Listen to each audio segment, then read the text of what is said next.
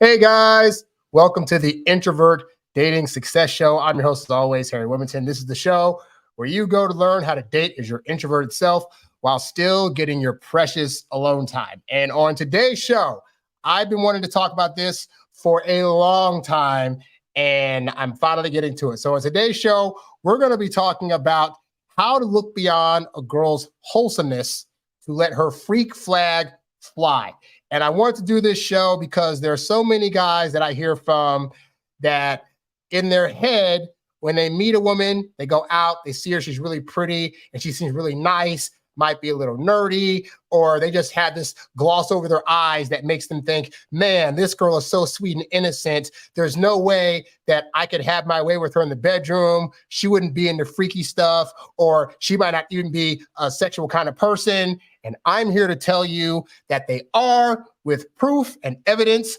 And I'm going to talk to you about how to get over your hangups, because a lot of times it's not about the women. Sometimes us guys have hangups about how we're going to appear in the bedroom with the woman and the kinds of things that we think they're going to be into and not be into that can get us all up in our heads. And so I wanted to spell that for you and give you guys some strategies on how you can also become like more, I'll say, sexually confident, but also have the confidence to know that woman across from you also wants that. So we're going to talk about that. Plus, as always, we're going to be going over answering a lot of your guys' questions that I've got over the past week. This show is ultimately about you guys. So if you have any questions that you want to ask me during the course of the show, simply leave your question in the chat and I'll be happy to answer it for you. All right, guys?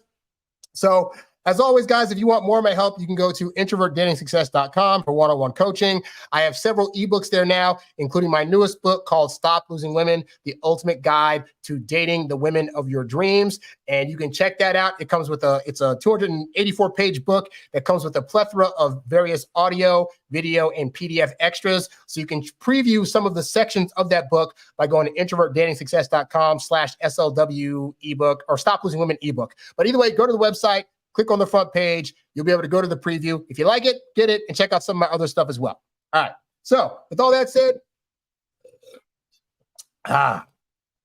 let's get into a few questions that I got over the course of the week. I always encourage you guys to definitely leave comments underneath my videos because I read through the comments and get my questions from you guys that allow me to answer them on this show.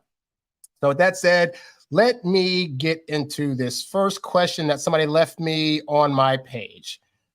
Okay, so I got a question from a single dad that has a few questions as it pertains to his dating life now. And he says, "Hi, Harry.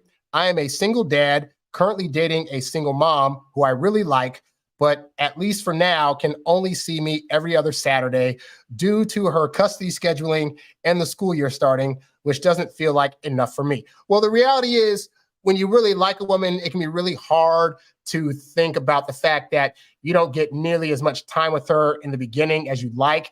And that's actually pretty normal. Like for a dating relationship where you guys are just starting out to see each other, really, ideally, you'd be seeing her at least once a week. But if you're asking her out every other week and every time you ask her out, she says yes, then you're still doing good. Because ultimately, it's not so much how much you get to see her, but really about when you ask her out, is she saying yes?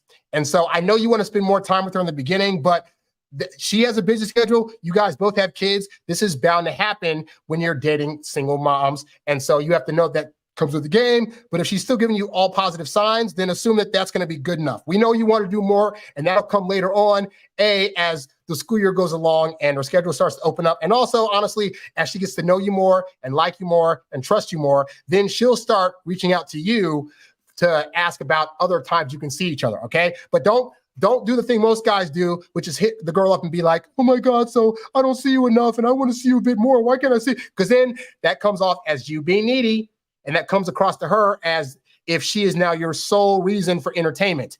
And we don't want to give her that feeling. It's actually good that you're not seeing each other all the time because it gives her the vision of you as a guy that's out doing other things, living a life outside of her and chasing goals when she's not around. So it's actually a good thing that she's not able to see you as much right now.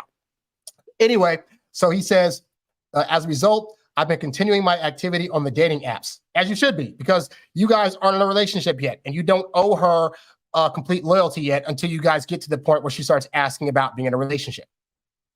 He says, this brings me to 3 questions. The first is, what is the minimum frequency and amount of quality in-person time you need to spend with someone to form a connection/foundation and for things to progress, even if slowly? And then in parentheses, slow is fine with me. Well, here's the interesting thing about attraction that I don't think a lot of men get, because we're very much hunters in the attraction world. Once we see somebody, we like them, and then we assume we got to be around them all the time to like them. But attraction's a funny thing, because on the woman's side of things, her attraction is tied to emotion. Ours is usually in the beginning, honestly, tied to how they look, how they smell, and that they're relatively nice to us. So it's all like factual, tactile things, but it's not really an emotional thing for us until we've slept with them and been with them for a little bit, where we can say, oh, now I'm actually feeling the pangs of love versus just all this lust that I feel, you know?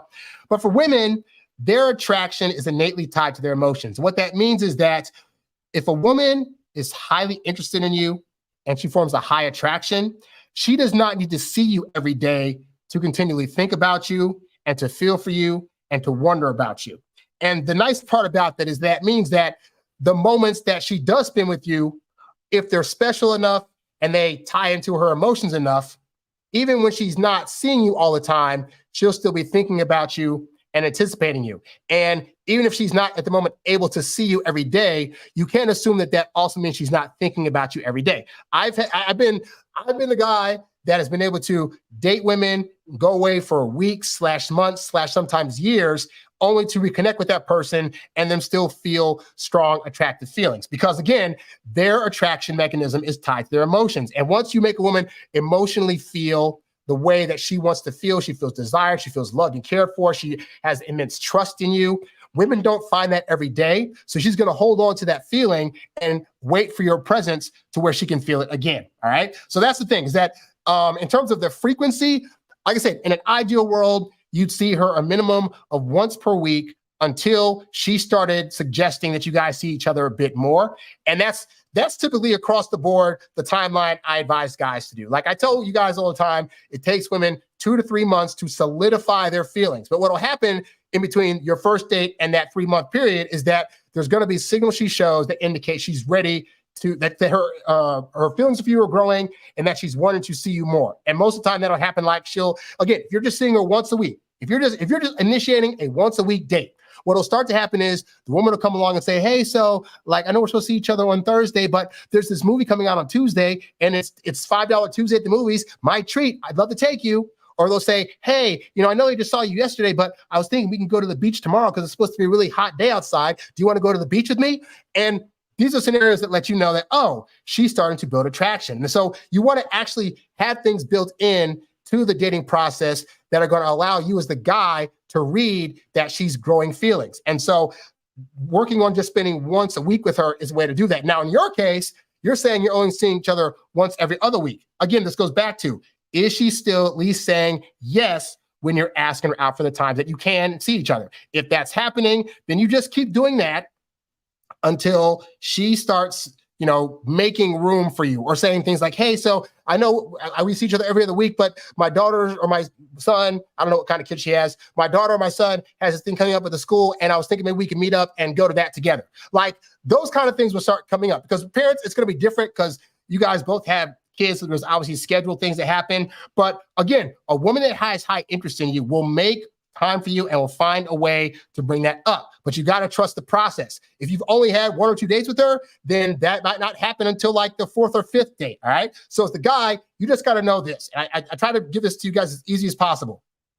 As long as you're asking her out and she's saying yes to dates, then you're good. All right. At the point that she starts getting flaky, wishy-washy, saying, oh, well, I can't make it because X, Y, and Z, but not giving you a counteroffer date, that's when you know you're in trouble. So if you're getting yes to dates, keep in mind, a woman does not have to say yes to your date. I know some guys think, well, she just be saying yes out of pity. Women, I know women that have been like, this guy wanted to take me out to a fancy restaurant and I didn't really like him, so I stayed home. Like, most good women aren't trying to waste your time and your money because they know, honestly, they think that if you're taking them out that you're going to assume that hooking up is on the table. And if a woman doesn't want to do that, then she's not going to go through the pains of going out with you to a dinner that you're paying for to then have to go to the awkwardness of rejecting you later. It's like women will stay home over a free meal if they know that they're going to have to reject you for a hookup later. All right. So if she's saying yes to dates, then you're a good guy. So I think that's his first question. He said, okay, yeah. The second question is, how do you progress with and form an emotional bond with multiple people you are dating in parallel without it interfering with the depth and quality of the bonds? So that's another interesting thing. And this is why I tell you guys that the more indifferent you become to the process and the more you treat dating like a research project versus an emotional feelings project, that you're going to be able to get more success with women. Because here's the thing. Let's say I'm on a dating app and I match up with 3 different women and I take all of them on a first date and all the first dates go well. The mistake most guys will make is they'll say, okay, well, I had a good time on this one date over here, but not these 2, so she's my person. And that causes you to do what? That causes you to now add pressure to that one person to have to be your person because you're already caught up in your feelings about this person potentially being the one. And on the other end of the side, she is still thinking, you're coming to her the next date saying, hey, so I got rid of my dating app and I'm only seeing you. And she's thinking, honestly, she's thinking this dude already picked me after one date. It's only been one date. Like, I still got 4 or 5 other guys that I'm going out with this week, and I don't really know him like that. We had a good hour-long conversation, but now he's made a choice. Does this mean that I now have to be with him? Is this no longer an option for me to choose to be with this guy because he's already saying he's chosen me? And that freaks women out. So we're over here trying to be good guys. We're trying to be the good guys that are like, I'm only going to date one person at a time, and I'm going to let her know that I'm not seeing anybody else. And all these women, meanwhile, are like, dude, I need time. We had a great conversation, but I need time. I had a good conversation with 4 other dudes last week. I need time. And you're thinking you need to choose them right now. And they're thinking they need time. Even if they had a great first date with you and they decide, you know what, I'm going to just give only this guy a shot. That does not mean that she's not still needing that time to do her due diligence. So I bring this up because the real answer is that you should not be having any major bond with the woman in the first 3 months, mostly because you're supposed to be spending that time researching her. You're supposed to be going on dates, saying, okay, do we have a good connection? What do we have in common? What are her likes and dislikes? Okay, great. You're researching into her. Then you guys make out, okay? How'd that feel? Was that good? Like, did she have enough tongue action or not? Was she kind of hesitant when I tried to kiss her? Whatever. On to the next date. Okay, I'm at her place now. I got to feel up on her. Maybe we hooked up, maybe not, but how did the hookup go? Did it feel great? Was it vibrant? Was it lively? And this is all just data. All you're doing in the first 3 months is collecting data from every woman you date. So if you happen to be going out with 3 girls and you hook up with like 2 of them and not the third one, you don't need to feel guilty for hooking up with those 2 girls. Hey, I got news for you. Most women understand the dating process better than we do and actually are okay. Like, most guys are trying to come to girls like, oh my God, I'm going to tell you that I hooked up with like 3 or 4 other people while I'm dating you. And most women are like, as long as you don't tell me about it, dummy, I assume that's happening. But as soon as you tell it to me, now it's my face, and now I got to deal with it. So understand, women are taking their time. So you're taking your time. So it's not that you can't, start to see a connection or start to feel things. And this isn't even saying you have to date multiple women. You could date one woman and get that, but you could realistically date 3 women at a time and start feeling more of a connection with 2 of them than one. And then you go down to 2 women and you're dating them for 2 or 3 months. And then at the 3rd month, they're both coming to you and saying, hey, so what are we? So I want to know if we can be the boyfriend or girlfriend. Are you still dating other people? And at that point,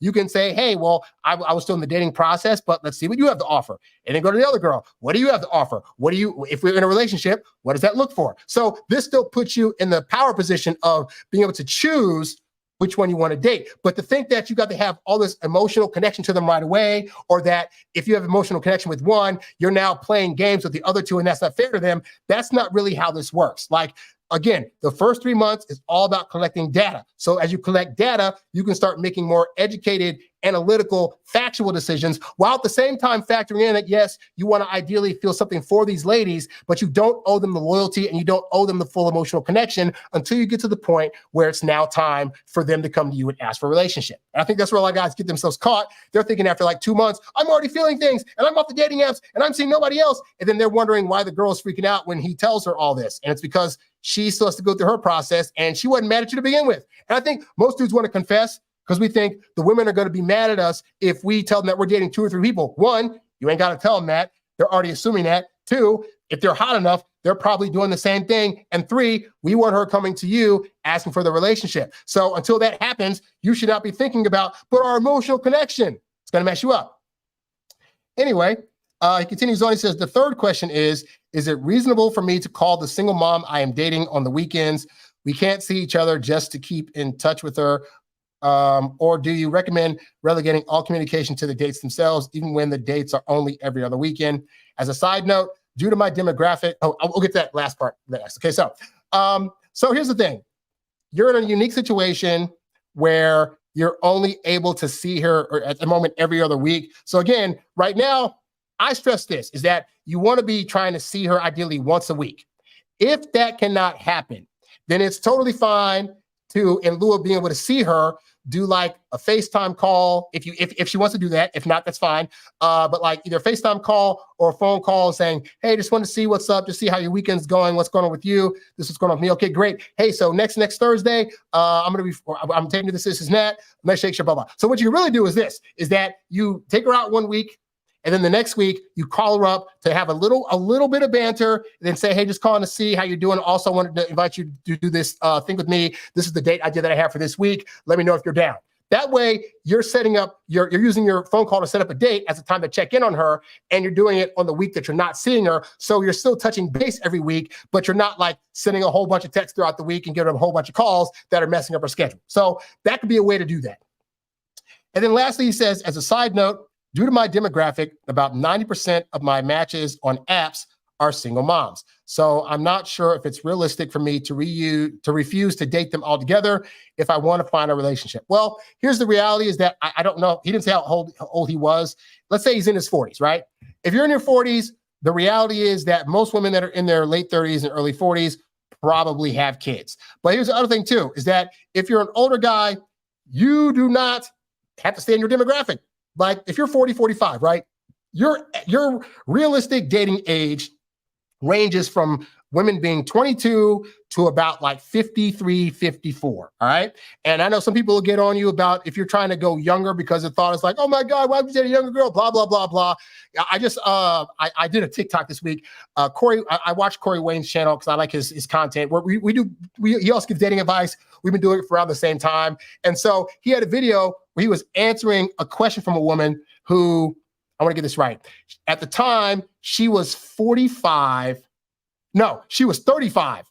And she was going after a dude that was like 50 something. So like 53. So 54. So he was 19 years older than her, and she was crushing on him. All right.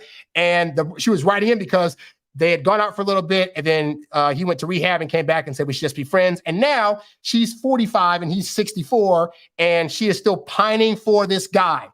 19-year difference. So I need you to get out of the realm and thought of I can only date women that are around my age. No, you don't. We're guys. There are plenty of the aspects of dating that are not fair to guys, but there's also some that are absolutely fair. And this is one of them, is that women across the board like older men. And women that are in their 20s will date men that are in their 40s and 50s and 60s. And but you got to not be afraid to ask.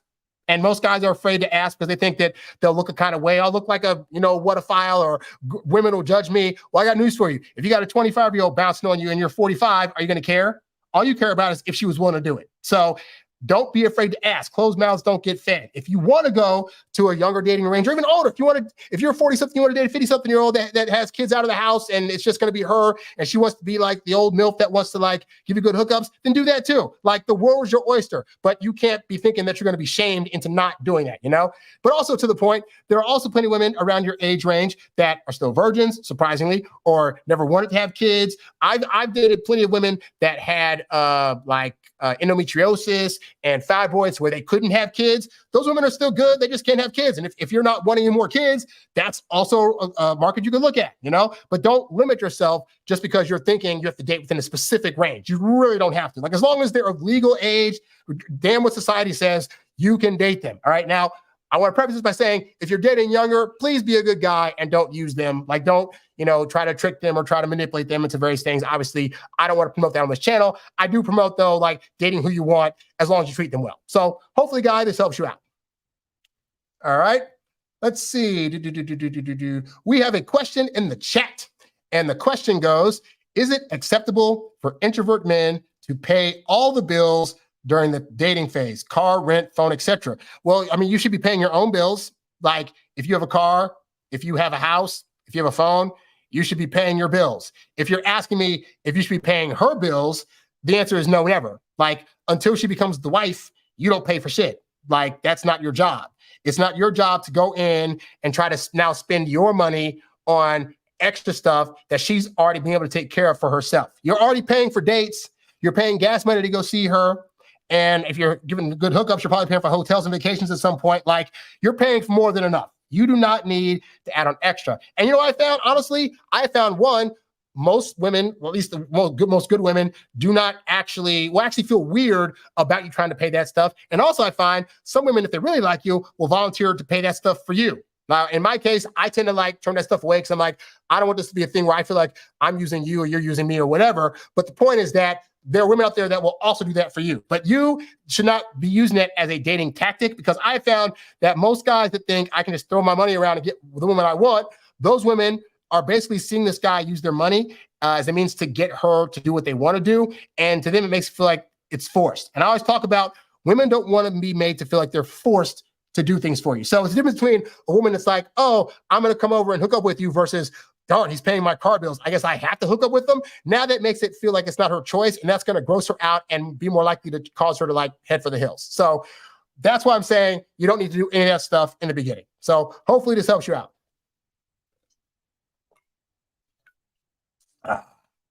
All right. So I'm going to answer, that was a long question. So I'm going to answer one more question, and then we'll get into the crux of today's show.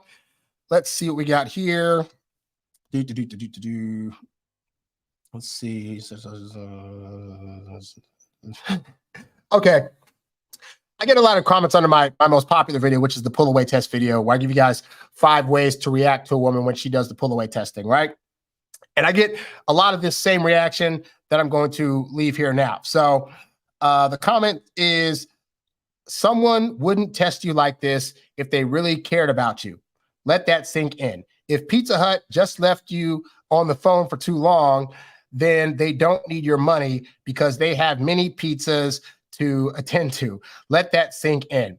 Well, so this is a reference to like basically saying if a woman really cared about you a lot, she wouldn't pull away. And here's the problem, is that women do not care about you all that much when you first start dating them. Like, I think men are reacting to this video as if they've been dating a woman for a long, long time, and then all of a sudden she pulled away. In which case I would say that you probably did some stuff to make her pull away after her building up care and attention to you. But the point is this, is that after 1 or 2 dates, you might have given a girl a good time, whether it's just on a date, make out session, hook up, whatever. But her feelings in you are not fully invested yet. So you are just an entity that she went out with amongst probably at least 3 or 4 other entities that week. Like if you had a date with her on Thursday, she probably had a date on Monday, Tuesday, and Friday or whatever, right? So our thought is, we saw her, we showed up, we had a good time, and now because we had a good time, we're building up all these feelings for her. And women on that first date, they might highly be interested in you and really like you, but they haven't spent enough time with you to really care about what's going to happen to you if they pull away. And so that's why if you go on a good date with her and then say the next date, you're talking about your feelings, saying you see a future with her, trying to practically beg her for another date, that she has no problem pulling away because she only had 1 or 2 interactions with you. And then she's like, oh, okay, the second interaction, he's definitely showing that he's not the guy that he was on the first date. So I'm going to just get out of here. I'm going to ghost him. And then guys get their feelings hurt. Like, she should know not to pull away. She's playing games. Why would she hurt me like this? If she wouldn't test me if she cared. Well, the reality is, guys, she doesn't care. She doesn't have to care. She's not going to care until she spent 2 or 3 months with you and had time to vet you and build up trust with you and solidify her feelings. At the point that she solidified her feelings, now it becomes a thing where if you start doing the wrong things, she's probably more often than not going to be willing to at least have a discussion with you about that thing. And then if it doesn't change up, then she'll start to pull away because now you're starting to touch on her safety again. And this all goes back to, if you're not making women feel safe, secure, and trusted, then they're going to pull away. And because it's early in the dating process, they're not going to care about what you feel about it. Because all they're going to care about is self-preservation. Just like you're thinking she should not test me like this because you're trying to preserve your self-preservation. You don't want to be hurt. So when she's doing things that make you feel hurt, you're going to retaliate and be like, oh my God, how dare you? Because you don't want to be hurt. So when she pulls away, it's her body saying, oh my God, this guy's not acting the way I thought he was going to act. And he's making me feel some kind of way. And it feels really threatening because it's like whatever. So I got to pull away. And the dating game isn't always fair. It sucks to be pulled away from. I get it. But to say that they wouldn't test you if they cared about you, dude, they will not care about you for at least the first 2 or 3 months. They're going to show up, have a good time. They're going to like the fact that you're making them feel great and feel vibrant and feel things. But it really takes a couple of months before she starts thinking, I now care for this guy. And when she starts feeling that way, that's when she asks for the relationship. If she hasn't gotten to that point and she ghosts you, yeah, she didn't care. And guys got to suck it up and get used to that because women do not owe us a conversation about why they're leaving us. Like, I know it'd be a nice thing to do, but just because it's a nice thing to do doesn't mean it's something that has to be done. It's a courtesy. I've been on like hundreds of first dates, right? And hundreds of like second dates and third dates. Of those dates, I've only had like 2 or 3 women in my entire life that when I went to hit them up for another date, they hit me back and said, hey, thanks a lot. You know what? I know you're a really nice guy, but I don't think there's a connection here. Like 2 or 3 women out of like the hundreds that I've gone on dates with. So you cannot expect that women are going to do this. That's not fair because just like if you were with a girl that made you feel all gross or weird or awkward, you'd probably just like cut her off and be done. But it hurts when it's the other way. So I'm just saying, if you got to look at this from a fair perspective, all right? You can't say that you never, ever pulled away from somebody, stopped talking to them, called them gross, ugly, and did whatever, all right? So assume that that's just part of the dating game and suck it up and get used to it because that's going to keep happening, all right? But luckily, girls will come along that do like you and do care about you after they've had the time with you to build that up, at which point they're going to treat you a lot better. And that's just kind of how the dating game works, you know? More comments in the chat. This guy, I just answered this guy's question about, is it acceptable for introverted men to pay all the bills during the dating phase for a woman? And I said, basically, no, it's not because you do not owe them that. And he responded back with, they want a provider, or some women want a provider. The reality is most, if not all women want some level of provision, but that does not mean that you have to pay for every single thing unless that's the kind of woman you're dating. Now, here's the thing.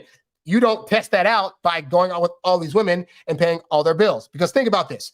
If you're dating like 3 women at a time, you're gonna tell me you're gonna pay every single woman's car, rent, phone bill? Like, that's not gonna happen. My phone bill is like $126 a month. So let's say you're dating 3 women. So you're gonna pay $360 out the pocket for 3 women that you're dating, and then 3 cars, and then 3 houses. Not gonna happen. Now, let's take it down to a less ridiculous level. You're dating 1 woman now, right? You're dating her. This is the process where you're getting to know each other, vibe, and bond. This is the part where you figure out what kind of woman she is. Is she the kind of woman that is going to want you to pay for all of her stuff? If she's that kind of woman and you're not that kind of guy, then get out. If you're a guy that can foresee in the future you possibly being the sole breadwinner and paying for her lifestyle and your lifestyle and the kids that you're going to have's lifestyle, and you want to set that up, that's fantastic and great. That can still happen after you're married to her, when you guys are talking about what is the marriage going to look like? Or is she going to be a stay-at-home wife? Does this mean you're willing to take on the responsibilities? And then even with that conversation, most guys got to build up to that. Like my brother's been married for X amount of years. Both him and his wife work, right? If she were to happen to take off today, they could manage to survive on his salary, but she likes to work. But they could have that conversation and then be like, okay, you're going to stay home with the kids. And I can tell you now, having a niece and nephew, kids are their own project. So it ain't like the woman's getting off scot-free if she's just taking care of the kids. But back to the point, you don't have to try to demonstrate that during the dating phase. And honestly, if you are dating a woman that is like, hey, so now that we're boyfriend and girlfriend, you need to pay my car note and my this and that, then you were secretly dating a gold digger and she's probably going to use you for other things also. And I'd say get out. Like, you don't have to accept those terms just because you feel as though she might be your only option. And that goes back to, if you have a negative self-view of yourself and don't feel like you can get a lot of women, then you're going to be willing to accept anything. In my dating life, I found that the majority of women that I've dated have been happy to pay for dates, have been happy to contribute to any projects that I'm working on. And so because that's been my experience, I went on a date one time with this woman where we went to of her suggestion. We go to this breakfast place and she got the most expensive thing on the menu. It was like a diner and it was our second date. And I remember I got like eggs and bacon or whatever. It was a breakfast place. And she got the steak and eggs, blah, blah, blah. So my meal cost like $15. Hers cost like 35. And at that point, I was like, I know where this is going. I already know what the kind of person she is. So then after the date, we went to walk around at this nearby mall. And during the breakfast, she had been dropping hints like, oh man, I really want to do this thing, but I can't, my phone bill's going to be late. And I haven't paid my phone bill this month. Oh my God. And she was dropping that as if to say, and I want you to pay the bill. So fast forward to her walking in the mall, we go to the phone store. Oh man, my bill's only this much. I wish I could pay it. Oh my God. And I'm just standing like, yeah, it's a darn shame. And then we walk by this dress store. Oh my God, this dress is so beautiful. I wish I could buy it and wear it someplace. I'm like, yeah, it's a nice dress. Because again, in my head, I'm like, I'm already not going to date you anymore, but I know what you're trying to do. Like you're trying to suggest these things to see if I'm going to pay out of pocket for it. And we've had a total of 2 dates. Like the fact that she's pulling us out this early means she's going to be a person that is all about the money. And sure enough, that's what she was. And so after that date, I didn't take her out anymore because I was like, I know the kind of woman I'm trying to date, and it's not one that wants me around just to pay for her lifestyle. I want a woman around that enjoys me for me. And if I so happen to want to pay for stuff, then she's grateful. But if I so happen to want to do a free picnic somewhere or just do a walk on the beach, she's equally as happy. And you want a woman that's going to be happy in all scenarios, whether you're paying for stuff or not. And you paying her bills is definitely not on you. She chose those bills. She chose the car she was going to get and the monthly payments that came with it. She chose the phone she was going to get and the monthlies that came with it. She chose the apartment/house she's going to be in. And this was all before you came into the picture. So if you come into the picture, if she's sitting there thinking, oh man, I'm dating a guy now, time to give him all my bills, then that's not a woman you want to date.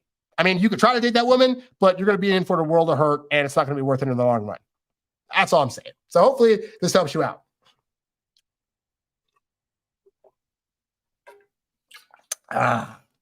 Fantastic. All right, so we're going to get into the meat of today's show. And today we are talking about how to look beyond a woman's wholesomeness to let her freak flag fly. All right. So guys, how many times have you done this? You've been out and about, say you're at a party, you're in public somewhere, and you're just somewhere where women are, right?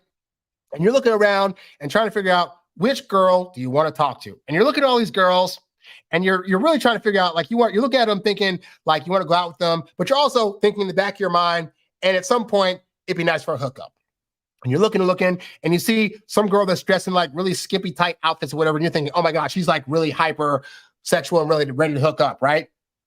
And then you see another girl and she's kind of like a plain Jane, maybe has some glasses on, looking kind of nerdy. She's got like plaid and stuff on. She's really covering herself up. She's holding some books or whatever. And you're looking at her like, nah, she's probably not going to be that freaky. Or let's say you're that guy that's like, you know what? I want to date a good girl. Like, I'm tired of these girls. Every time I hit on these girls, they just seem to be banging guys left and right. And I just want a good, nice, clean girl that I can just take home to mom and she's sweet as apple pie. And you find that girl, right? You find that girl and you're like, oh, she's so great. And you're taking her around, showing her to people and taking her to your parents, whatever, listen to that. And your whole thought of her is like, she's just so pure and so innocent. And then at some point, you guys actually make it to the bedroom, right? And you're looking at her and you're like, man, you know what? She's so innocent. She's so sweet. And I know I can be I have these feelings for her that I want to really do things in the bedroom. But you know what? I got to treat her like a docile little flower. And I don't want to do anything that's going to scare her off. I don't want to suggest doing things in the bedroom with her that are going to make her look at me like I'm some kind of freak or weirdo. And so I'm going to keep it very vanilla. I'm going to do a few thrusts here. I'm going to maybe stroke her hair here. And I'm going to just give her like a really soft, nice, cuddly lovemaking session. And so that's what you do. And you're thinking, this is so great. I'm feeling love and feelings and all these other things. I'm being so soft and gentle to her. And then like a week later, she hits you up and says, this isn't working out. I can't do this anymore. And you're like, what's going on? Like, everything was so great. And then we had that hookup and I was really nice and I was kind and stuff to her. And now she's thinking that she doesn't want to be with me. She's having second thoughts of what's going on. I thought she was like a really nice, innocent girl. And here's what I've gathered, guys, is that oftentimes we make judgments about a woman's sexual prowess based on like our feelings of what she looks like and basing how she looks or how she moves about the world or how she talks about things or the things that she's into, we connect those things with how she must be acting in the sexual realm of things. And we think that maybe they're going to be a little docile or maybe not want a whole lot of sex at all, or that she's never done a thing. And this was the problem that I had in college. I was a virgin all my years of college. And one of the things that happened quite often is I would meet these girls, and there are obviously some girls on campus that are very more loud and proud about their sexual prowess, but there are other girls that are just like really nice and kind and caring and sweet. And I look at these girls like, man, they make such a great girlfriend. Like, I'd love to really get to take my time to get to know them and to see what they're about. And I'm already a virgin, so I'm not trying to get them in the bedroom, which means that if I tell them that I'm a virgin, then they're going to respect that even more and want to really build a true connection with me, because it's going to be all about feelings and emotions and connection and chemistry, and they're going to absolutely love it. So none of those girls dated me, but what I would find out is that these girls became friends of mine, and then sometimes these friends of mine that were women would come to me and be telling me these stories about all the freaky things that they were doing, and I was like, what? And I remember I had a friend in college, for example. I had a huge crush on this girl, and we were just friends, never got a chance to get with her. I remember one day she came to me and she was like practically crying, like so sad, and she was feeling all nervous and distraught. And I was like, oh man, what's going on? Like, what's happening? And she was all like, oh my God, like, I feel so bad. I feel so slimy and sleazy, and oh my God. And I was like, what the heck happened? So it turned out there was a mutual guy friend of ours that lived in my dorm. And she said that she had gone up to this guy's dorm by herself, and they were hanging out. Next thing you know, they start making up. And next thing she knows, she was going down on him. Oh my God, I feel so ashamed. How could I do that thing? Blah, blah, blah, blah. And this girl was like nice, sweet, docile. You would have thought you'd see her in a field like picking flowers and just was like the most innocent thing. Turns out this girl was getting it on quite frequently on campus. And at the time that she told me the story, though, because she was telling the story as if she was like really mad about it. Oh my God. I just kept thinking like, oh my God, that's so bad. How dare this guy make her do that? But then in hindsight, I'm like, wait a minute. She didn't say that she got forced into doing that. She said that she was a willing participant. So she went up there of her own accord and did the thing. And I was in a moment feeling bad for her because of how she was telling the story. And then in hindsight, I was like, wait, am I mad because he did that to her? Or am I mad because I wasn't the one that she was doing that to? And the honest reality over time was that I realized that I was more mad that this sweet, innocent girl was doing all these sexual things to this guy, a friend of mine, and I didn't even see that she'd be that kind of person. And that happened a lot. Like a lot of times in college, girls that I would meet up with that I thought were just so innocent and would be willing to just, forego the sexual things, date me. Turned out they were some of the freakiest, nastiest girls, and I didn't get to take my shot. I was turning down my shot, actually. I was still a virgin. So what I want to do today is I want to show you guys what I'm talking about, because like I said, I think guys are giving the impression, or guys are looking at women that are looking a certain way and are getting the impression that because they look that way, they can't possibly be women that want to let their freak flag fly. And the reality is that if you're a guy that's being judgmental, then women are going to get the idea that you're going to judge them for being that way, and they're not going to date you, right? So let's pull up the screen here. I want to push the C right here. Yes. Okay. So let's pull this one up first. So I'm going to show you a video. This is a video of a very nerdy girl that I think she's talking about like growing celery in a garden. Like I found it on TikTok. She is all about her gardening life, right? So let's take a look at what this lady's talking about. We're going to be harvesting some celery. I've never harvested celery before. I was actually given this celery as a gift. Not sure if I just pull or what.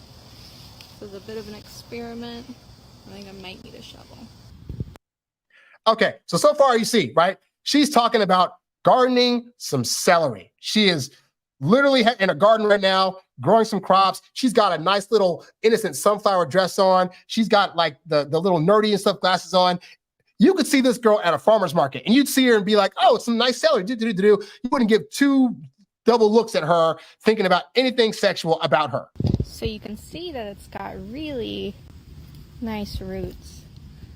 I've been digging and it smells like delicious celery. I'm going to dig a little and then pull. on some of these. I get it. This video is probably boring as heck, but we're going to get to a point, right? So now she's still talking about the fun of growing her celery. This is like the most boring TikTok video of all time. Others, I'm going to try the method of actually just cutting down the celery stalks. Can't wait to try out the other methods for harvesting some celery. I think it's going to be really exciting. So, nerdy as heck girl, enjoys gardening, celeries, has her own garden in the background, like very, very boring, right? Turns out that girl is also this girl. Do you want to see my pussy? Oh!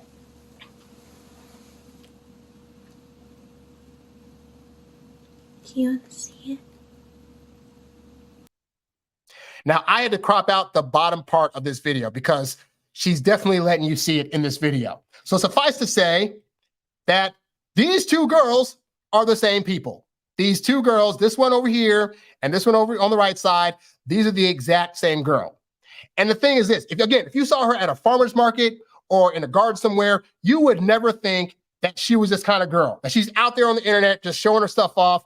And again, this isn't to promote internet girls, but it's to say that if you just saw this girl on the street, you would never imagine that she was as freaky as she potentially is, all right? So now I'm going to show you another video with another nerdy girl, all right? So here we go. What's up? Just got out of the shower, you? Yum! Lol, just at my place. Yum? Nah, but cool. Yeah, winky smiley face. And yeah, it's kind of cool, but kind of boring at the same time. Now let's examine her outfit, right? She's got the nerdy glasses on. She's got the seemingly weird, looks like a Doctor Who hat maybe, leather jacket. Like she's just looking like regular nerdy ass schoolgirl that came from school to go to this thing for a shoot and is just hanging out. And they're reading like disgusting text messages that guys have sent women in real life. Because anyway. Yeah, guess so. Yeah, lol. Wanna come over, smiley face? Netflix and cream pie, smiley face? Oh my God. Okay, so let's see another video of her. And this time she's talking about video games. Right now. I've been playing a lot of Fortnite. So this is the same girl from the previous video. So she's looking a little bit better. She's got her hair up, but she's still got the nerdy glasses on. Pretty decent enough I outfit. play Diablo from time to time. I play a lot of digital pinball. I started replaying the BioShock series. I started God of War. I have a really bad habit of not finishing games. So I still haven't finished Breath of the Wild yet. I did everything but go to the castle to beat Ganon because I'm kind of afraid. That's funny. I'm still playing Tears of the Kingdom and I'm having the same issue. So anyway, so that's this girl. That's this girl right here. So this girl, believe it or not, look at her. She still looks very, very nerdy in this picture. She's got her hair down a little bit, but she could be like a girl you see at like a video game fest or just like at the beach somewhere just hanging out. You might see her at like a nerd convention. This is actually April O'Neil, adult film star. She has been an adult film star since the early 2000s, and she's still doing it to this day. And she is a nerdy girl. Now, she's done plenty of like Comic-Con conventions where she legitimately dresses up as April O'Neil from the Teenage Mutant Ninja Turtle series. And so, yeah, but if you just saw her on the street, you'd see her like a pinball. She does pinball. She does like the Comic-Cons. You would just think she's just nerdy girl. She's very bubbly and very lively, but probably very innocent. Probably wouldn't really do a whole lot of sexual stuff in the bedroom. And yet, lo and behold, that's what she does. Now, I want to play this other clip of her because she talks about this and talks about the impression that most guys have of her and what she does as a profession. I get are the people that want to save you. And it's always with, you're too pretty and too cool, or insert adjective here, to be doing. I had this conversation with somebody. He came to Exotica in Chicago when I was there. Started off, oh, it's really nice to meet you, I'm a fan, I think you're really pretty. And then he kind of he's like, do you mind if I ask you a question? I was like, sure, yeah, what's up? And he asked me, he's like, why? He's like, you're the same thing. Like, you're so pretty, you're so cool. Why are you in like, you should be doing something else. And I was like, maybe to somebody like him, this is like a last resort type of thing. Like, you something bad happened to you that you fell into it and it's not a choice. Like it just doesn't register that this is something that people want to be doing. Now, again, we're not using this to try to judge whether or not they should be doing this as a profession. What this is here to show you is like what she said, right? She said, dudes will see her out and about and be like, hey, you're so pretty. Seem so smart and talented. Like, why are you this way? And that's very much parallel to guys thinking, man, she's so pretty. She's so smart. She probably wouldn't want to be freaky in the bedroom, or I got to be gentle with her because she wouldn't want to be with a guy that's overly sexual because then that would make me like a bad guy or jerk guy. And most women say they don't want that. So I can't be that way in the bedroom. So again, I'm going to show this is that the girl on the left, nerdy girl with glasses on, Doctor Who hat on, is also the girl on the right wearing lingerie with a tattoo that's near her private area, and she's freaky as all get out when she wants to be. So I show this because it's very important for you guys to understand that there's a guy, I should address this too, because this guy in the comments saying multiple personality disorders. Here's the thing, is that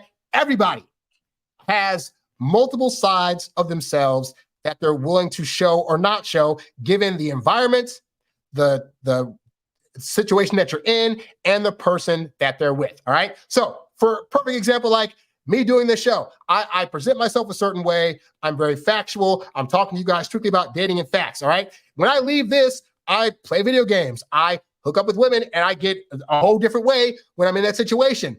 And the same is true of women. Understand that in terms of presenting the sexual side of things in public, that women have it a lot harder because they're going to be judged. Those women I just showed you, yeah, they do adult stuff. I got news for you. They get judged all the time. But you have, beyond just women in the adult industry, you have normal, average, everyday women who are lawyers, who are doctors, who are teachers, who are moms, who have very important government jobs. And these women have to put on a face for the public that is going to be publicly acceptable. So they're going to present themselves in ways that are very professional and that are going to be talking about whatever the subject of the moment is, and are not going to allude to anything sexual, because in most situations, that's not going to be really acceptable. Like even if you go to a game night where you're playing truth or dare or whatever, most women are still going to try to at least act like, oh my God, that's so whatever. But the point is, that is their public persona, because they know that if they're too open sexually in the public eye, that they're going to be judged, all right? But that does not mean that that side of them does not exist, and that that side of them does not at some point in time want to come out. And the problem that a lot of you guys are having is you're seeing women out there, and they're coming to you when they first meet you. They don't know if they're going to fall for you or not. They don't have any impression of you at the time. They're honestly waiting for you to ask them out or ask for their number so they can get the idea that you as the guy are trying to lead them in a specific direction towards either a relationship and dating and hooking up, or towards a friendship. So they come just kind of like, I always tell you guys, women live in the land of maybe. This is where that's a positive. When women first meet you, they're like, I don't know what to do with this guy. He's going to have to show me. Right now, I'm open to all possibilities. And that's when you come in and say, okay, I'm either going to show you that I want to take you out, take you on a date, show you a good time, and lead things toward the bedroom, or I'm going to be the nice guy. I'm not going to mention anything sexual. I'm going to just freely talk to you in facts and figures and whatever. And that leads more towards friendship. Most of you guys get stuck in that mode. But part of that's because when you're meeting women, you are falling for the representative. You're falling for the part of them, the one part of them that they're having to show in the public that shows them as just being nice and carefree and whatever, but that is trying to hide any kind of sexual things that they'd be into, right? So you take on her first public persona and say, that's who she is, and I'm gonna get to know her more, and I'm gonna connect with her emotionally, and I'm gonna do, and you're doing, and there's nothing wrong with those things. Like, you wanna realistically do those things, but you also end up making yourself a eunuch, because you're thinking, if I show any kind of sexual attraction or make any kind of comments about how I like her curves, or how I think she smells pretty, or how I look at her in a certain way, that's not gonna be acceptable. Or even when you get women on to date, you're thinking, okay, this could clearly lead to the bedroom, but I don't wanna like overextend. I only wanna do stuff in the bedroom that she's gonna be comfortable with. And I wanna make sure that I ask her all the time if the things I'm doing are okay or not, because I wanna make sure I'm not gonna break this precious flower.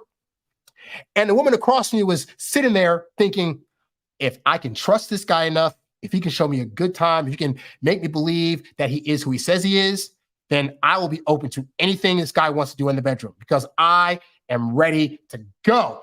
And I'm at 41, so I know women in their like 30s and 40s particularly usually have gone several months to sometimes several years without dating somebody. So all they're doing is sitting there stewing in sexual energy, waiting to be released by any guy that's going to come along they can trust enough to allow that to happen.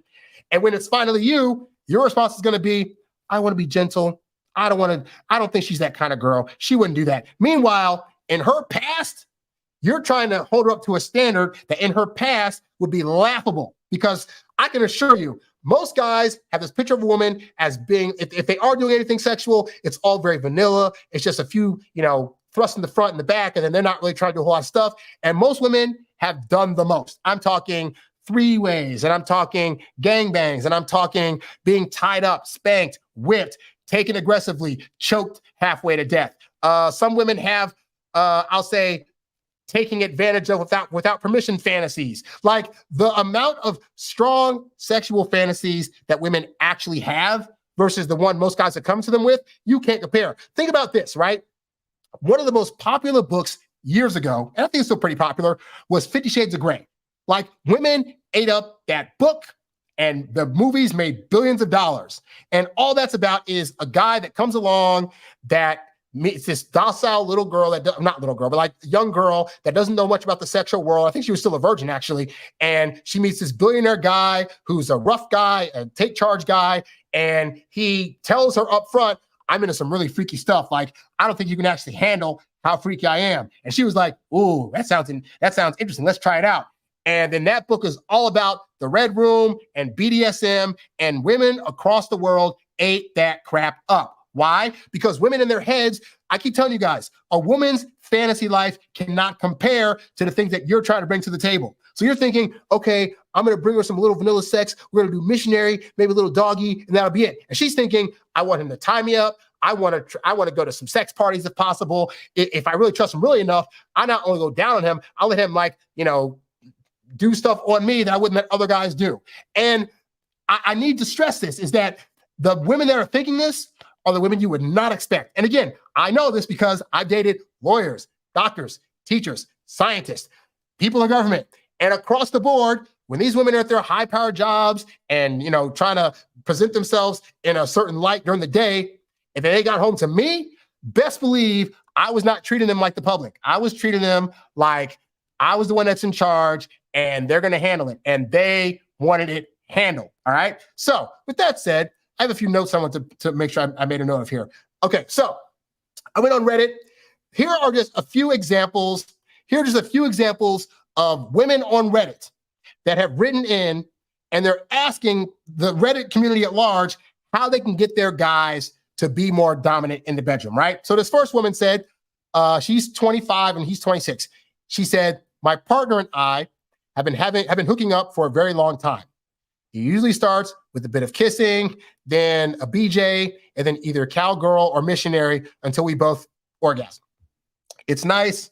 It's very pleasurable, but I cannot stop thinking about the idea of his dominating me, choking me, and slapping me around, calling me an SLUT, and practically using me. I've never once brought this up, and he knows that I've had some past traumas in that realm, and is very weary about it when we are intimate. And he's an incredibly sweet and sensitive person. How do I bring this up and ask him to do it? So what is she really asking for? What she's asking for is to figure out how to get him to act in a way that allows her to truly feel his masculine strength dominating all over her. And I got news for you. This woman's not alone. I'm going to read you two more, but in my own personal life, I have heard women express this. Like, I wish my guy would just sometimes just slap me a bit in the bedroom, or, just stop asking me if what he's doing is okay and just take me. I've had women straight up tell me at times in the bedroom, I just want you to do whatever to me tonight. Like, whatever. Like, I'm not going to question it. I'm not going to ask you to stop. Just do whatever you want to do. Because there's a interesting thing about women where it's like, in the world at large with everybody else, they have to look put together and in control. But there are times when a woman just wants to cut her brain off. Like, women's brains are on so much all the time with everything they do that if there was a place they could go where they could just hand over their trust and say, for the next 5 to 15 or 20 minutes, I just don't want to think. I just want to be the participant, and you just do what you want to do. It's going to be in the bedroom. And where you guys are messing up is thinking, but no, I got to get her consent, which again, if you're in the bedroom with her, she's consented a long time ago. All right. So, but you're still thinking even in the bedroom, but she's got to consent to every single act that I do. And she's the flower. And some guys, when they get kids, like, but she's the mother of my kids. I can't see the mother of my kids acting in this sort of way. She is still a woman that is sexual and that has needs and desires and has a drive for you to be able to show her that you are the masculine energy in the bedroom. And when you're being overly cautious, you're showing feminine energy, because women are the ones that are typically overcautious. So when she's looking at you and saying, hey, do whatever, and you're like, but I don't know, blah, blah, blah, blah, you're now giving off feminine energy and you're ruining the polarity in the bedroom. Like, real talk. So that was the first letter. So then the second person said, her question was, how do I let my significant other know I want him to dominate me? She says, me and my fiance both do martial arts. When we've practiced together, I can't help but get super turned on when he puts me into locks and holds I can't get out of. What is she saying? She likes being constrained and not being able to move because she's at the mercy of his will. She says, I mentioned I think it's really sexy when he does karate, and he said he's never thought of it in a sexual way, and he doesn't want to because he doesn't want it to be distracting for him if we ever practice together in a public place. It was never really sexual for me either until I met him, but dang, do I want him to put me in a chokehold and bang me from behind. Is there another good way to tell him how much it turns me on when we're alone? So here's the reality, right? Is that this happens a lot, where on the off chance that women go to us and say, hey, so just so you know, like, I really want you to go to town. I want you to do this thing and this thing that are hyper aggressive, but really turn me on. We get into our logical guy brain. We start thinking, but no, because that's not really a thing. And I don't want her to view me in a certain way, or what if I do it wrong? And so us guys get apprehensive. This guy's like, well, I don't want to do karate stuff on you because then we're in public, then what that's going to be. And I might, get hard on when we're in public, when we're fighting each other. And also, what if I accidentally hurt you and blah, blah, blah. And it's like, dudes, we tell women all the time, we wish you were more direct. Hey, if you have a thought, just tell us. Don't be passive. I teach you guys all the time that women are typically going to use passive language, that we're still trying to ask them to be direct. And then they come to you with a desire. Hey, I want you directly to do this thing to me. And your response is what? Oh, that sounds so weird. Oh, that's strange. I don't know if I can do that. That's going to make me feel some kind of blah, blah, blah, blah. This is why women aren't being direct with you, because you're turning down or making them feel rejected when they're being direct. And the reality is she has sexual desires, and she's assuming you have them too.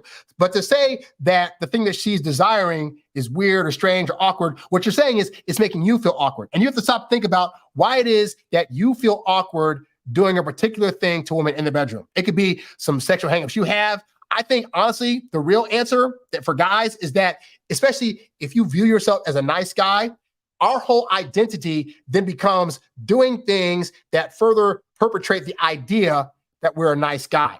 Being overtly sexually dominant and trying to have our way with a woman without getting her consent, and darn near like being hyper aggressive to her, we're possibly slapping her or choking her. In our heads, the fight is that these are not things that nice guys do. And if our public persona is being the nice guy, it can be hard to shed that for the bedroom. So like in public, I'm a very relatively nice guy. I'm kind, I'm cordial, I talk respectfully to women, but best believe in the bedroom realm, I can start cursing, I can start saying you dirty little you-know-what, I can spank, I can tie up, I can do all these various things, because in that realm, with a partner that's asking for that, it's perfectly okay for me to do that. And sometimes as guys, we're so stuck on our identity as a whole that we have a hard time being different people in different scenarios. Because we, like this guy earlier, he said, oh, that's being multiple personalities. We have a hard time thinking, okay, so just because I'm prime and proper in public doesn't mean that it's going to be a lie if I'm acting differently and darn near barbaric in my sexual life. And you got to learn that it's okay. It's okay to be, because we do this in our regular life. The way you are around your mom is going to be different from how you are at your job, from how you are in front of your friend circle, and when you're by yourself. And none of these are lies. It's just understanding that based on the environment, you have to know when to turn certain things on and when to turn certain things off. And so I think for guys, the work needs to be done at being more in tune with who you actually want to be in the sexual environment and who your woman is asking you to be. Because there are women out there that you will date, like I said, like these nerdy girls I showed you earlier. Like, do you really think, pull this back up real quick. Do you really think that this girl is to the left here is going to be very, very mad if you want to dominate her when this is her general lifestyle? Now, again, this is her lifestyle, but like there are plenty of women, trust me. I have met some of the nerdiest girls. I've met some of the most prime proper women that have a higher body count than I ever did.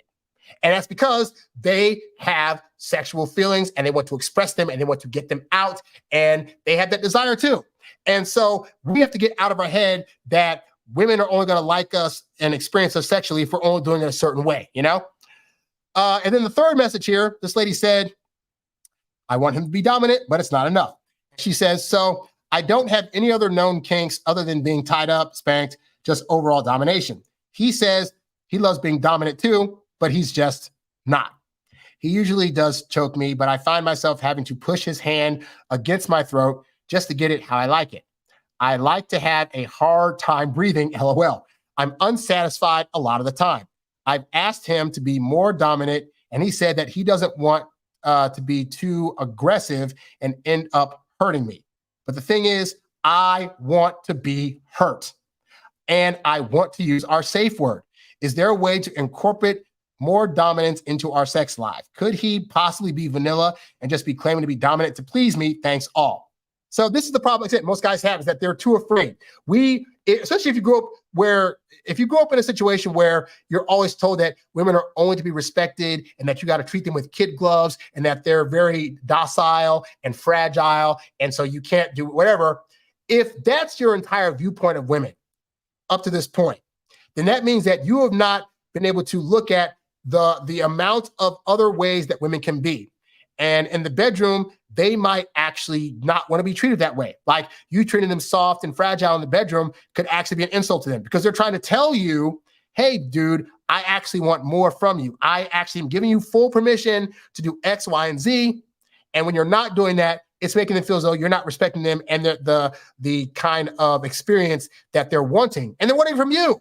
They're coming to you saying, hey, you're the guy I want. And I want these kind of actions from you, and I know that I can't get them from anyone else unless I'm trying to cheat on you, which I'm not. So please, please, please consider doing these things. And when you say no, like in my experience, that's not fair to them. Because I know as a guy, there's been times I've had a situation where I've dated women that wouldn't do certain things that I wanted in the bedroom.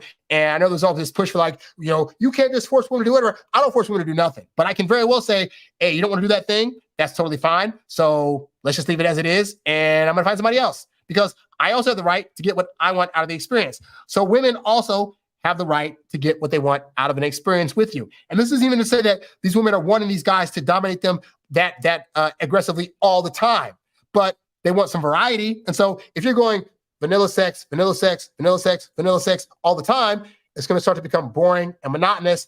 And eventually they're going to start feeling it less and less. Versus if you're doing like vanilla, maybe kind of vanilla, oh my God, totally something different. Oh my God, totally aggressive, back to vanilla. Now she knows that she's not going to know what she's going to get, but it's going to be vibrant and exciting. And then when you are being dominant, she has to feel that extra masculine strength. And I press to you, women want to feel your masculine energy. When you're doing things that aren't allowing that to happen, you're going to cause her to start to lose attraction. And here's the thing too, I know you probably don't want to hear this, right? But she's probably had other guys in her past that were aggressive. But the problem was they were aggressive in the bedroom, but also probably aggressive outside the bedroom. Maybe they were abusive. Maybe they just fought all the time, which, could be adding to the sexual turmoil. But point is, those other dudes, they were like, whatever. And so you're coming on thinking, you might have heard her tell stories. This last guy was trash. He smacked me all the time, or he was like, whatever. And you could be thinking, oh, I don't want to appear like her ex. You know what? I'm going to treat her 100% nice all the time. She'll never have to question how I feel about her. And I'm always going to treat her as the most delicate thing ever. And she's not asking for that. Like women will, and this is where nice guys lose, because women will actually appreciate the nice guy and they will actually get with a nice guy and sleep with him and become his girlfriend. But they want a guy that's going to be nice in certain situations and domineering and almost darn near controlling in others. And in the sexual realm, it is perfectly fine in many cases from women to be dominant and to do things without asking her to do them. All right. But again, most women will tell you this. So, and you got to, this thing too, you got to believe women. When a woman's coming to you and saying, hey, I want you tonight to do whatever you want with me. And I'm not going to fight you on it. I'm not going to question it. I just want you to do what you want to do.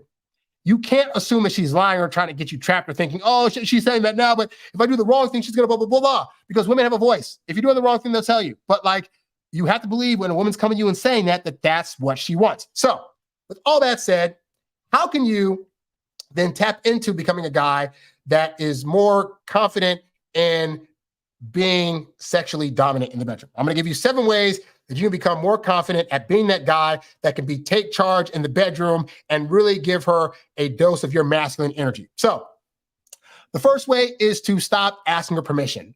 Guys, I get it. You don't want the thing of her, you doing something where she's like, oh my God, that was whatever. But also recognize that if a woman, and I'll get to this a little bit later, but if a woman doesn't want you to do something, she'll tell you. But you trying to be all anxious and I need to ask permission for every single thing I do, it takes the fun away. This even goes back to like something like kissing. Like I know a lot of guys get hung up in their head about should I ask her for the kiss or not? And hey, to be fair, some women, a small percentage of them will find that sweet, but most of them, it kills the mood because they're like, I want to take charge guy. You coming to kiss her is your first showing of if you're a take charge guy that goes after what he wants. And so this goes from kissing all the way to the bedroom. When you're doing certain moves in the bedroom, she wants to experience the kind of things that you're into and maybe a little bit more aggression than she's used to see how far you're willing to go. So you got to do these things and then know that if she doesn't like it, she'll say something, but otherwise she wants to get the full experience of you and she wants to be able to have the experience that comes with the masculine energy, part of that being that you're not going to ask her a bunch of questions about what she wants to do. Which goes to number 2, stop asking her if everything you do is okay. You're about to thrust into her a certain way. You're like, oh, is that okay? Did I touch you the right way? Is this kiss? Like, I know you want to know all about what she likes in the bedroom. That's great. Go through that first session of hooking up. And then when you're done, you can ask her, so, hey, what kind of things do you like now? Because then it lets her know, even though you had a decent enough experience, that you're willing to learn more about what she truly likes. But for those first few times, she just wants to go at it with uninhibited passion. And you stopping every so often to ask her if it's okay you're doing certain things, it's going to kill that passion. The third way to become more sexually dominant and less afraid is to stop viewing women as a delicate flower. Think about this. Women give birth.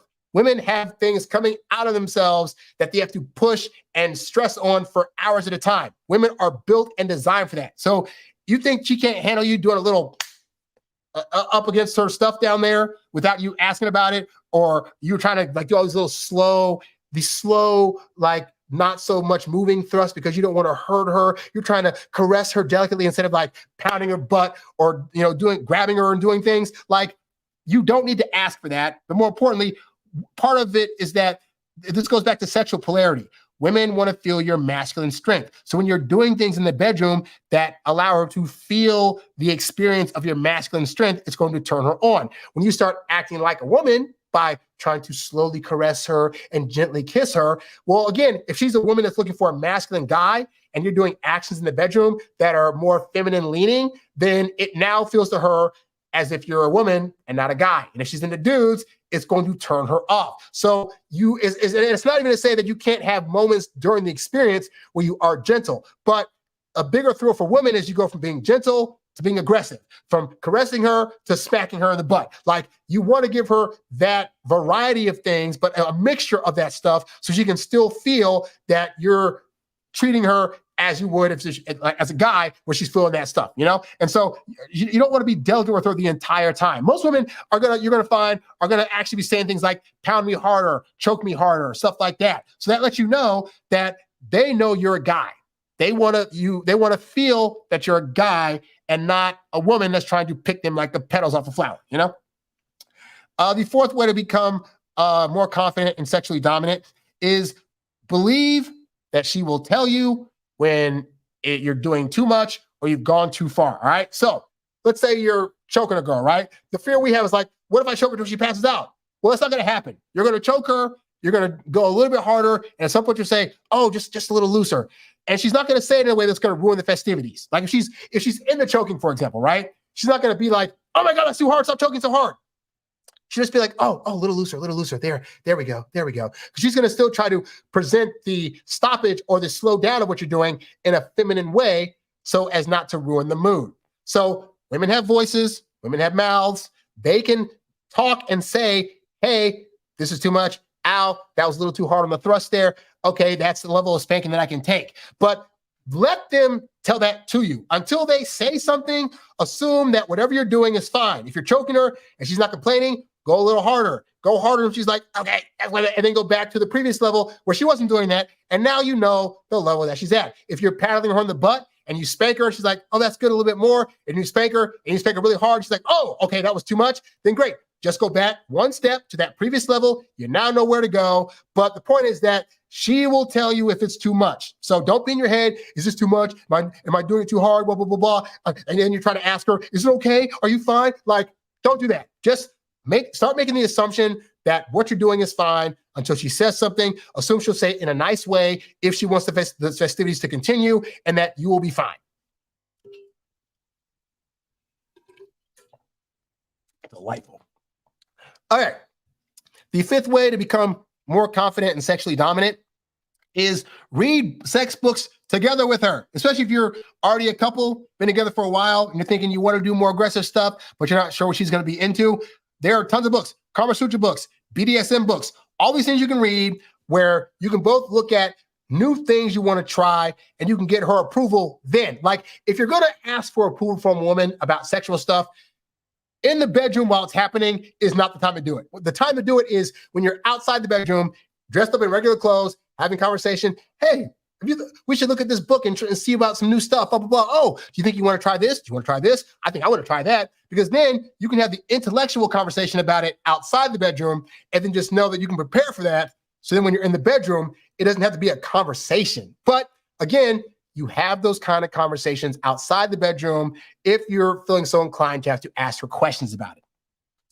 The fifth way to be more sexually dominant and less afraid is to let go of your ego telling you that you'll look ridiculous. I think a big hang-up that guys have is this idea that if we start acting aggressive or doing things that are outside of our wheelhouse, we're going to look a certain way, like we're going to look funny or look weird, and then the woman's going to judge us. The reality is that in those moments, we are actually judging ourselves. Like, let's say your girl's like, I want you to choke me and spank me at the same time.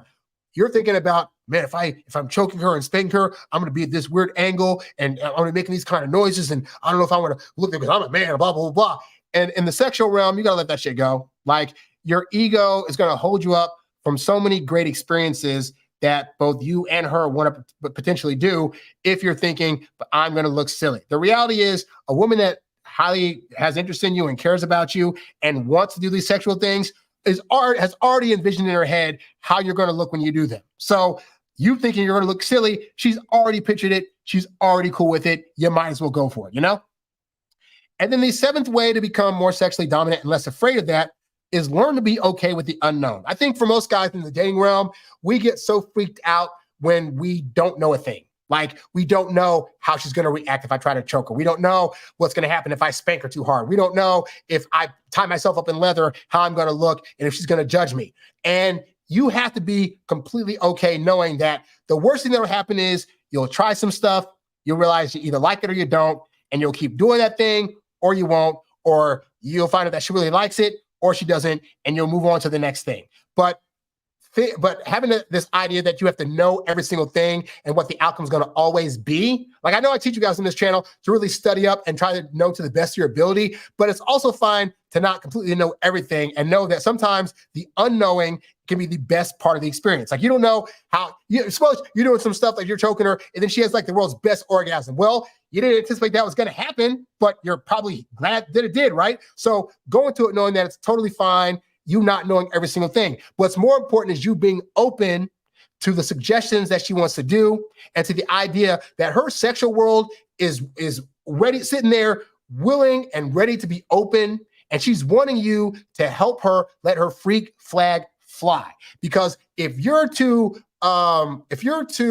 unavailable and not willing to be able to be open more sexually, then that means that in order for her to be in a relationship with you, she has to be closed off also. And that can cause some real turmoil within her, especially if she's a person that wants to let her freak flag fly. All right. So guys, be less apprehensive. Stop judging women thinking that, all these seemingly innocent looking girls out there are legitimately innocent girls and that you can't do anything with them. Because as we saw earlier, guys, this girl right here that's picking celery out of a garden is the same one that's on these various sites and doing all this kind of freaky stuff, because women's ability to be freaky, it is built in them. And more importantly, this is also true, is that women in good relationships, where you're doing every single thing right and where you're showing up the way you need to, they want to give you the ability to do whatever you want with them sexually in the bedroom. They want to be open to being able to be tied up, gagged, spanked, spit on, all these other things, because they just feel like you're bringing so much to their life and that you're doing everything that's so great that they want to be able to give that gift to you. For you to turn that down, you're missing out, dude. That's all I say. You're missing out on the freaky sex you could be having from a willing participant. And I don't think you should be doing that to yourself, Anyway, guys, so hopefully that helps you out. We got a couple more minutes left in the show. And so we got a question in the chat here, or a comment in the chat based on all the stuff that I said. This guy says, all true. He said, personally, it's kind of a turnoff when girls are way too freaky. Well, to be honest, guy, that's a judgment call. And I know what that comes from, because the thought is, if a girl is too freaky, there's probably a chance that she got comfortable with doing that based on hooking up with a whole bunch of guys. Like, if she's that freaky, she probably has 20 or 30 or 50 or 100 bodies on her. And you know what? That could be true. I've definitely experienced women that had very, very high body counts that were extremely freaky. But my life experience has taught me that you can also date women that have only had like 2 or 3 other partners, and they're also freaky as heck and want to. In fact, I'll be honest with you, I have found the women that I've been with that have been the extremely freaky ones have been the ones that had the lowest body count. And I don't know what that's about, because you can have a woman that has like 100 bodies, right? But she just lays there like a dead fish all the time, versus a woman that's only had a couple of dudes, but she's like, but when I get that dude, I want to keep him around. So I'm going to study up. I'm going to read up. I'm going to learn whatever. And you can end up with a woman that doesn't have a lot of bodies that is still equally freaky. Because I need you to understand this, is that her being freaky is not based on the number of sexual partners that she's had. Her being freaky is based on what she was raised under and what she was taught about sex as a young girl all the way to her teenage years, and what she learned was acceptable and not acceptable. Because I'll give you an example, right? There are some women that won't go down on guys because they just were taught, oh, that's so nasty. There are germs down there. Why would you do this and that? And so those women could have hundreds of bodies, but never go down on a guy, or never want to be a woman that's at a particular angle because, oh, that angle makes you look unflattering or whatever, right? Versus a woman that has good self-esteem, was taught, hey, you know what? You don't want to give it up to everybody, but when you do, these are places you can go. These are things you can look at. I know from my experience, like, I was virgin until I was 23, but when I had my first time of doing stuff, best believe I knew what I was doing, because I've been studying up. I've been looking at various movies, reading books. I tried to treat it like a research project, because I was like, when I lose this thing, I want to keep on getting it. And so I'm not going to lie and say I was a complete pro the first time that I did stuff, but I knew enough to where I could get repeat performances, and that and even now, I'm still a willing participant and study of the game, meaning that I'm always still studying up on what's another angle I could try, or what's a different technique in the bedroom that I could do. And so, but like that first time, like, I didn't have any experience, but I went in as if I had experience. And so that's true of women. Not all women have to have had 100 bodies in order to still be freaky women. But this is why it's important to have conversations early on about, like, so what things do you like, or what things do you not like, or what things do you find taboo in the bedroom? Because those kind of conversations will give you a better read of her freak level than just her numbers. So that's why you can't be too judgy on that. And you can't be like, it's a turnoff all the way, because what conversations have you had? Like, if you're talking to her and she's like, oh, I like to do this, but she's only had like 2 boyfriends. Well, now we're talking about, okay, her numbers aren't that high, but she was clearly she's clearly showing that she's very open to express herself in that way with the people that she loves and cares about. So you're going to now judge her about being freaky because she wants to show that to you when she's only had 2 or 3 other dudes versus like, again, women that have like 50, 60, 70 bodies, but she's doing the same positions all the time. She's not freaky, but she has a lot of bodies. And so this is where the nature of judging really gets skewed because ultimately you won't know how she truly is going to be in the bedroom. And the other thing too, because I've been with women, for example, that have said things like, I've never been this open in the bedroom, or I wouldn't normally do these particular acts, but you just make me feel so trusting and so free. And you really like have gotten my trust to where I can be open with you in that way. Because why? Because dudes in her past viewed her in the way that I talked about in this show, where they view her as like, oh, she's so docile and she's a business lady and she's highly respected, so I can't do these various acts. And I went in there like, well, that's your public persona. But I know when you take your clothes off, you're naked like me, and you want to do some freaky stuff. So what are we talking about? And I didn't judge them. I didn't say because you work as a lawyer or because you work as a teacher that I'm going to assume that you do any freaky acts, that you're suddenly like this weird person. Like, no, I'm like, your job. This is the thing. Too many guys judge women based on the titles of their jobs.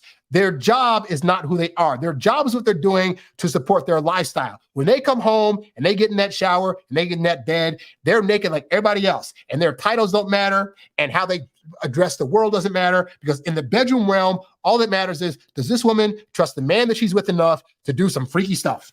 And so you should take it as a compliment to you that a woman is willing to show her freak side to you that she might not be open to showing everybody else. So just my 2 cents on that. Anyway, I'm going to answer one more question here, then we will call it a dizzy. Let's see. I answered that one earlier. Let's see. Okay, I'll answer this question. So this guy left a comment. He said, I have a question. What if you're pushing yourself to be more social and eventually start talking to a lot of women at the same places like work or the gym, and not to just try to hook up, but just to practice? Does it start to make someone look more thirsty, even though it's just casual? Or does it make women like you more? Of course, I talk to dudes too, so it doesn't look like I'm just on the prowl to get to know women, but that I'm social overall. Sometimes I feel like I'm doing too much, but then again, it's helping my social skills. I'd love your feedback. So I get what you're saying, guy. You're saying, hey, I'm awkward with women. I want to go out there to be able to practice with them on a social level, but I don't want them to think that I'm using them, or I don't want them to think that, because I'm talking to a bunch of other women also, that they're less special. And I'll say that's kudos to you for being a nice guy, because that's a nice guy thought. A nice guy thought of like, I'm doing this personal exercise to get better, but I don't want them to view like I'm using them. That is very admirable. Understand there are women out there that are doing that too. Like, I know we get in our heads about how awkward as guys we can be. I can assure you, there are more women out there that are more anxious than you are. And so you're going up to a woman, for example, thinking, okay, I'm gonna awkwardly try to start this conversation with her because I need to practice. And she could be sitting there like, man, I've been waiting for a guy to come up to me so I can practice my conversation skills, because I know I can't approach them because I'm a girl and I don't want to look like the aggressive one. But if a guy comes to me and starts talking, I can practice my skills too. So that's the first thing, is that you don't know if a woman's also waiting to be able to practice her skills on you, all right? But more importantly, you're not, even if you're using these women to try to get better at talking to them and being less nervous, the reality is women just like conversation. And so you don't have to have an agenda to talk to women. Like, I know we get in our heads about, I got to have a conversation go a certain way, or I got to talk about specific topics, but women, for them, the conversation is the fun. So if you just happen to go up to a couple women at your job and you start a conversation for like maybe 2 or 3 minutes and then move on to somebody else, they're just happy that you interact with them. So many women in this world, believe it or not, actually get ignored or don't have guys approach them at all, that they're just happy when any kind of guy is going to approach them and talk to them. And you being a good guy, I assume you're going up to them, asking them about their day, about their likes, about their dislikes. Like, that's a friendly conversation. It's totally fine to go up to women to just practice having friendly conversations. Because I'll tell you now, when you get into a relationship with a woman, that's all you're doing. I mean, you're having sex like 5% of the time, but 95% of your time with the woman is going to be talking. And if you don't know how to do that, you're going to be at a loss. So don't think it's a bad thing to practice going up to women to have friendly conversations, because you need that practice. And the better you get at it, you're going to start to find that women are going to actually enjoy those conversations. And then some of the women that you talk to in these friendly conversations are going to like the feeling you're giving them. and then say things like, oh, hey, by the way, like, what's your name? Oh, hey, you know what? I'd love to continue this. Here's my Snapchat. Here's my Instagram. Here's my phone number. Like, you'll start having women do that also. But also, you should not feel bad if you also ask for some numbers. Like, now here's the thing. You're also thinking, I get it. If you talk to one woman, what if you're talking to one woman, you have some good banter, and then another woman sees you talking to that woman? How's she going to feel about that when after she saw you talk to this woman, you're not coming up to her to talk to her? In the words of the late, great Doc Love, kitty cats compete. And what he used to always say was that women want guys that other women want. So let's say you're talking to one girl, right? You're having a little flirtatious conversation. You're not seemingly overly aggressive in that conversation, but you're definitely having a friendly conversation, right? And then she just happens to give you a number. Now you go over to this girl. Well, this girl saw you talking to this girl, right? And you're thinking she's going to judge you on that, right? But what did the woman actually see? What the woman saw was another woman vetting you and saying you are worth attention because she gave you the number as if to say, I want more of your attention later. So now this other woman has basically signaled to this other woman that you are the guy that she should be going after. And now she's going to be thinking in her head, he had a great conversation with her, which means that he must see her as such a great woman. Well, I want to feel like a great woman too. So if he comes I hope he comes talks to me, and I'm going to try to give him a better conversation than she got. So this is why I tell you guys time and time again that the things that attract women and the things that attract men are inherently different. Because we know if we're talking to a girl and then we see that girl go talk to somebody else, we're thinking, oh my gosh, she's so loose. How could she do that? She talked to me. She's playing games.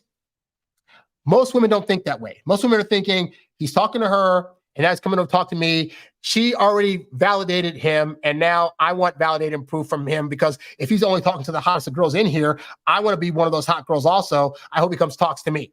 So you end up being the person that's basically in charge of these interactions, and you're the top dog.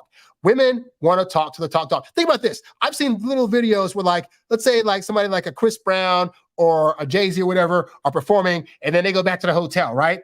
You will see a line of women going after this one guy.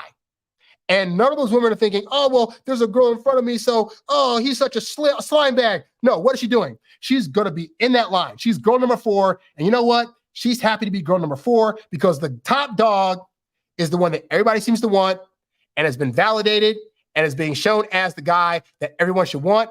And she wants to be part of that. So you can't judge women in the same way that guys would judge each other. Like, women aren't going to judge you heavily if you're talking to other women, all right? Women will barely judge you if you're sleeping with other women. Like if they can sense that you're a guy that probably is sleeping with other women, their thought process is, wow, that must mean that other girls are choosing him. And I want to know what that's about. And also the fact that he's sleeping with them means that he's choosing them and I want to be chosen also. And again, to guys, it makes no sense. It makes absolutely no sense. But I tell you guys all the time, you can either try to logically understand women or you can just say, okay, this is what works. I'm going to do that. And so the reality is, like Doc Love used to say, kitty cats compete. If you're talking with other girls in your environment and one happens to see you talking to another one, that girl wants you to talk to her because she doesn't want to be left out. All right. So hopefully this helps you out. Guys in the comment, like a Gucci bag, woman wants what every other girl wants. Exactly. And that's just because, again, their whole thing is this. You got to think about the dichotomy of women and how they choose men, right? They're looking for a man that can be trusted and that seems to know what he's doing with women, because a guy that doesn't know what he's doing with women is a very unsafe guy to men, because there's too many situations that come up in a woman's life to where she needs a guy around that knows how to calm her down, how to get her to safety, how to make her feel better. And so you demonstrate that you know what you're doing with women by other women picking you and saying basically, yeah, this guy gets it. So that's why men that are married typically get hit on more so than when they were single, because it's basically saying, the ring is basically saying, hey, this guy knows what he's doing. And right now, women are dating guys that don't know what they're doing, which is why I have a whole channel, because guys come here that don't know what they're doing and hopefully learn more so they know what they're doing. And I've had plenty of comments from guys saying that they now know what they're doing because they watch my stuff. So that's why you will start to get better results as you know more of what you're doing, which is why you need to go to the website, introvertdatingsuccess.com, click on my eBooks, audiobooks, programs. I have freebies there also, but all these things are designed to give you the knowledge so that way you can learn how to be a guy that's knowledgeable of women be able to date as your introverted self, and of course, still get your precious alone time. All right, guys? So that's all I got for today. Thank you so much for checking out this show. If you like what you watch, be sure to like this video, subscribe to this channel, share it with your friends. And I am here every Tuesday at 5:00 p.m. Pacific Standard Time with new live shows. So be sure to check me out next week as well. Thank you so much for watching. I'm Harry Wilmington, and I'll catch you guys on the next show. I'm out. Peace. Call this beat Will Smith, cause it slaps hard. Hear it not when I pull up